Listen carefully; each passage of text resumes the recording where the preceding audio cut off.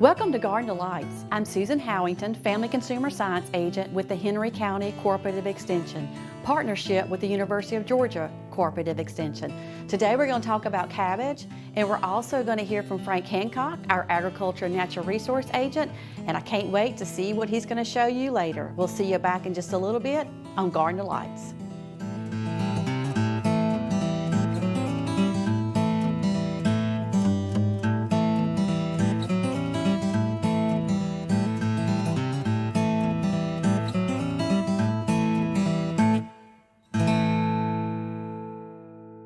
Welcome back to Garden Delights. We're talking about cabbage today. And you know, I love cabbage. I can eat it any time of the year. But let's talk about why I can eat it all during the year, because I know it's so good for you. It is low sodium. It's going to be cholesterol free, fat free. It's very high in vitamin C and K. Not only that, but you're going to get a lot of good fiber from it and a lot of good potassium. So if you don't like bananas, a great way to get that potassium. Now, when you're purchasing a cabbage at the grocery store, you do want to pick it up and look at it. You want to make sure you don't see any bruises. You want to make sure that it's compact, the leaves are compact, because that tells you that that cabbage is really shaped up like it needs to. And then when you're looking at it, you know, you can pick it up because you can feel the heaviness and you can compare to another one how heavy it is. So make sure you're looking at that. Of course, if you're growing your own, you can really watch how it forms and makes that wonderful cabbage head for you to pick and everything. So that's a good thing. When you're buying a head of cabbage, you want to make sure you put it in your refrigerator, and it can keep in there around 7 days.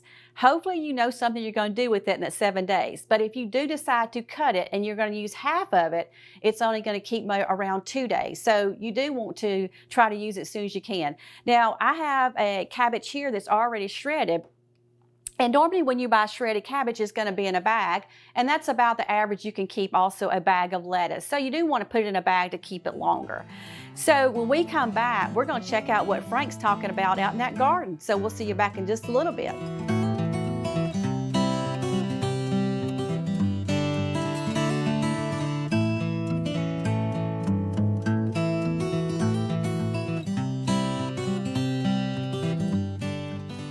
Today we're out here with Gary West of Westworthy Farm. Gary is one of our farmers market vendors, and he's been a vendor. I think we're going on about the 13th year of this thing. Yeah, and he's over been 10 years, yeah. He's been a vendor the whole time. He grows a lot of tomatoes, a lot of heirloom tomatoes. That's kind of what he's popular for. He also grows a lot of other vegetables and things too. And he has people, his regular customers will come out here and get some tomatoes from him in between markets. And They're cheating. so yeah, in fact, some days at the market, he doesn't have very much left over because they come out here and get it. But I'm gonna let Gary just tell you a little bit about his farm here. He doesn't have a huge place, but he grows a lot of good vegetables. And so Gary, tell us a little bit about your place here. All right, well, I'll have to give you credit on some of this, Frank. Some of this is, this over here is your idea with the covers and stuff, and that really helps with the heirlooms. As you know, they don't like to get beat up with the sun. Right. And to grow those, they're a little bit, you know, picky as to what they get, and this really works well. I try to get the most out of my land that I can. Of course, I irrigate out of my small pond here, and that helps a lot. So, you know, they're getting good water out of the lake there, and you know, I put this up to try to get a little early so I can get people tomatoes a little early. This year it's been a little, everybody knows we've had some cool nights, had frost, just 3 or 4 weeks ago, really. Yeah. And so I think things are going to be a little slow this year to start with, but like always, and then I think they'll come on then. Well, we got you to cover yours up a little bit. Well, yeah. But I didn't cover mine up this year, so the frost. Think big styrofoam cup. Frost is taking mine That'll out. help. Yeah. I've had to replant them. But and we've got some good cabbage up here on top of the hill, and collards and things like that, turnip greens. The green beans are really starting to come on now. Good. So we're gonna be in good shape here probably 2 or 3 weeks. Okay. Well, tell us what your secret is to growing these heirloom tomatoes. We have a lot of folks that want to grow them and try to grow them. Some have good success, but Well, number one thing growing any tomato, as you know, is some straw or mulch under them to keep the water from splashing up, because the disease is already in the ground that will hurt them, the different viruses and things. right. Heirloom's like a little shade. You don't have to get this elaborate. Just something in that midday sun, but it won't just beat them up, you know. And then I use, I take cow manure and I mix up some Epsom salts and some gypsum and a little bit of fertilizer, not much. I use 5, 10, 10 I think on tomatoes, and just a little bit just to, until they can really start using that cow manure, but then that's it. I guess your cow manure's aged a little, so you. Oh yeah, I always buy it from the store at the compost. Right. So Yeah, don't get, no, Yeah. yeah, don't try to make your own. Just go buy it. Yeah, I've had people go down to the stockyard and get some, and a lot of times there's been herbicide put on the pasture, and so they actually just Yep. kill their crop. I while they're actually planting. a few years ago got I don't know where it came from, but I got a couple of bags that apparently that had happened, Yeah. and I lost 10 or 15 tomatoes. They just turned yellow and died. And I don't usually lose a tomato. Yeah, it's Pick best one off not the- to be using fresh manure. Yeah, but this came in the bag, so Yeah, I mean it it's- happens. It's you know. aged, but okay. But that cow manure is the secret, and you know, and like a row like that right there, 70 foot long, it'll have about, you know, altogether 4 bags in it. Right. You know, and that feeds it for 3 months, and that's about all you're gonna get out of the tomato anyway. About 3 months. Yeah, and you mentioned gypsum. For those that don't know, gypsum is a calcium sulfate, I believe, is what it is. Same thing they make sheetrock out of. But it doesn't change the pH. It That's doesn't the important change, thing. doesn't change the pH. It's a neutral pH, so it gives you a little added calcium. Calcium is important to help prevent blossom end rot. Blossom end rot is a calcium deficiency, but it also can be caused by planting when the soil's cold too early, not developing a good root system, so the roots can't keep up with the plant. You can probably help that along by adding too much nitrogen, so you get a plant that just really blasts off, but the roots haven't kept up with it. And so it's an early season problem for the most part. The roots in the plant, they'll catch up with the calcium as time goes on. So a lot of times people have blossom end rot, and they go get some blossom end rot spray, and then they don't have any more blossom end rot, but it's not really because of the spray, it's because the plant caught up with delivering the calcium Well, to here the in, plant. So. here in Henry County, and I've always been told, we're short on not only calcium, but magnesium. And just like your body, a plant can't use, you can give it all the calcium in the world, if it doesn't have the magnesium, it's not gonna absorb it. Right. So that's where the Epsom salts comes in. That's important. That's magnesium. Yep, that will really help your plant. That'll help prevent blossom end rot, because it can use the calcium out of the soil too. So that'll help that too. All right, and so you've kind of made it through the bad weather here without losing too much. Yeah, I don't need nothing really. Yeah, yeah, okay. And you can see the plants here behind me. They got tomatoes on them already. They're getting ready to blast off, and then we got some over here on the other side that are younger than these, that are not quite in the same stage. How many plants you got all together? Right now, I think we got about 220 in the ground, Uh-huh. and I'm fixing to put another 20, 30, probably about another 30 here in the next 2 days. Okay. And then I'll start over here, and I'll probably get 50 or 60 over here. So we'll get up around 300 plants before it's over with. Yep. And we sell a lot of tomatoes at the farmer's market. Gary provides his share of them. I can't grow them. Yeah, that's probably the most popular thing. When the tomatoes are ripe, the farmer's market has a big crowd. When we don't have any tomatoes, The crowd's not quite as big, but it like the blossom end right, it catches up as we go along Right, here, yeah. so we get more tomatoes and more people shopping. So, and we've been doing it for quite a while now. We're gonna go, I think, up here and take a look at your vegetable patch Up here where the greens is at, yep, and collards and Yeah. then the cabbage and the green beans. They're looking good. So yeah, I think we'll just take a little trip up there. And we got a take little look. squash coming on. I Yeah. noticed they look, one of the little, They're looking little- good. The squash is kind of behind our camera here, but yes, a little, I got it done a little late. You know, it got that, I was piddling, but I wasn't paying that close attention Yeah. and it caught me. Stayed too dry on me. But they're coming on now. all right. Well, why don't we go take a look at some of the rest of your garden here, and then folks can come see you at the farmer's market That's right. here in a couple Well, you of know, weeks. we have squash, cucumbers, green beans, okra, all that stuff.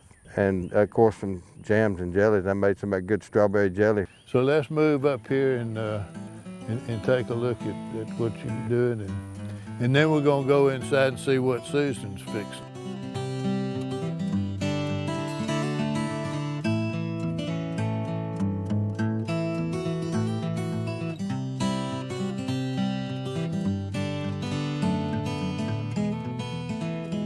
Welcome back to Garden Delights. Today we're going to be using the cabbage that I talked about earlier. We're going to be making a cabbage pasta salad. And to me, this is a great thing to make when you're hot, you want something to cool you off, something easy to make, and this is a really, really easy recipe.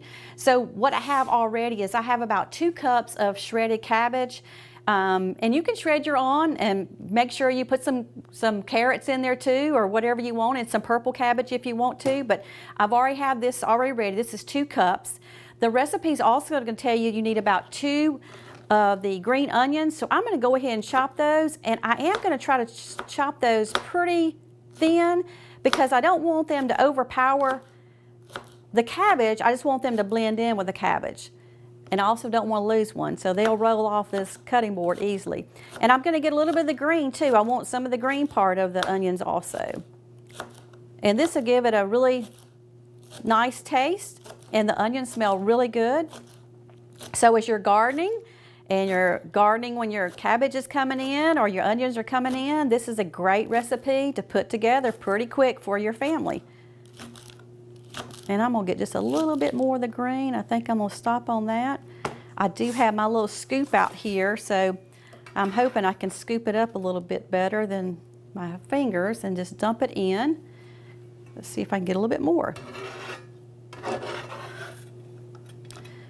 So that's about 2 green onions, and that does give it a nice green touch to it also. And then it's gonna tell you for the noodle part, this is 1 package of romaine noodles, but you don't use the packet that flavors it. You just want the plain noodles. So I'm going to go ahead and dump these in.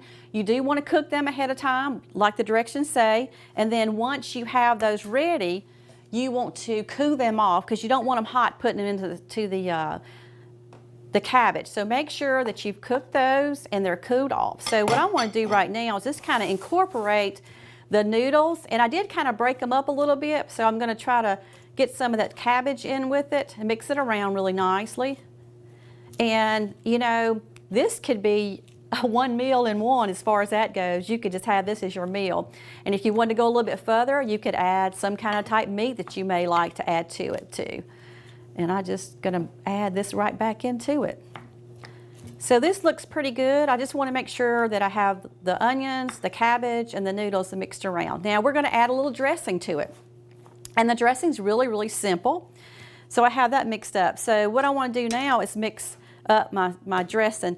So the dressing's pretty simple, but you can add anything you want to it. This is red wine vinegar, and this is just going to give it a little spunky taste to it. So I'm going to go ahead and add this to my bowl. And then I also have some olive oil, and this is about 4 teaspoons of this and 2 tablespoons of the red wine vinegar, and I'm going to just pour these together. And I love pepper, so it says pepper to taste, but I'm going to put maybe a teaspoon of pepper, maybe less, but I'm going to add that to it also. And I'm going to use my same spoon. I'm just going to stir this around because I want this to kind of be blended together before I pour it onto my salad. And you can sprinkle your pepper on top if you want to, but I thought it would be great if I could just mix it all three together. That way it will combine really nicely with the slaw, the onions, and the cabbage. So I'm going to go ahead and pour this on, kind of move it around. And it's just going to coat it, give a little flavor to it, but it's not going to overpower it. So you're still going to get that crunch, and you're going to get a little bit of that noodle taste. So it's going to be really nicely put together. I'm going to stack a little bit here and see if I can stack some more. And then I'm going to bring this over here so I can stir it a little bit better. So I'm just going to mix it in, and you can tell it's coating everything really nicely. It's going to give it a nice taste to it, but so simple and so tasty. So this looks really good. I can tell that I'm getting it coated with a little bit of the vinegar, the oil, and I can see the pepper on some of the cabbage. So that's good if I keep from throwing it out on the countertop. So it's going to look pretty much like this, simple. So Frank and I will see you back in just a little bit on Garden Delights.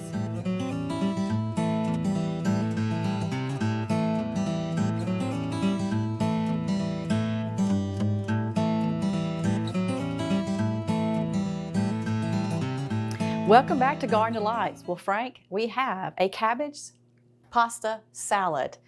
Cabbage pasta salad. Yes, and I'm dying to try it. I don't believe I've ever had any cabbage pasta salad. Well, this is your time to try it. If you want more, just let me know. I'm going to give us a good spoonful. I don't want to mess it up, though. I got to make sure. It's just a little pasta, but it gives it a different flavor. Mm-hmm. That's pretty good, isn't it? Very good. Just a little bit of season on it, but it just gives it just what it needs to cover it, just to give a little dressing to it, but it doesn't overpower it. Good. You know, we went out to Gary West today.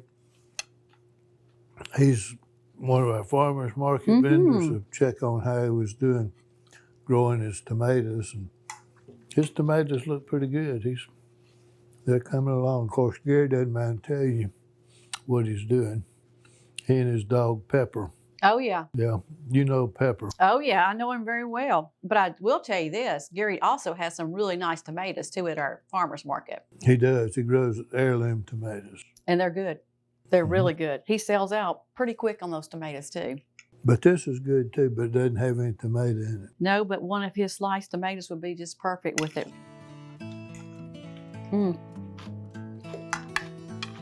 That is good. And the onion just gives it a little bit of flavor too. That's some green onions. You've got to check out the recipe on the website.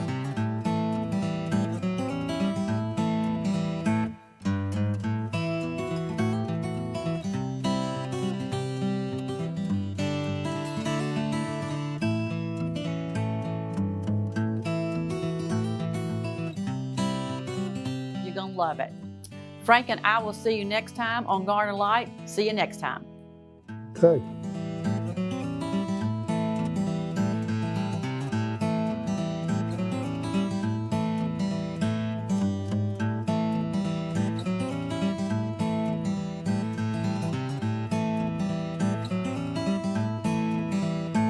On that bank right over there.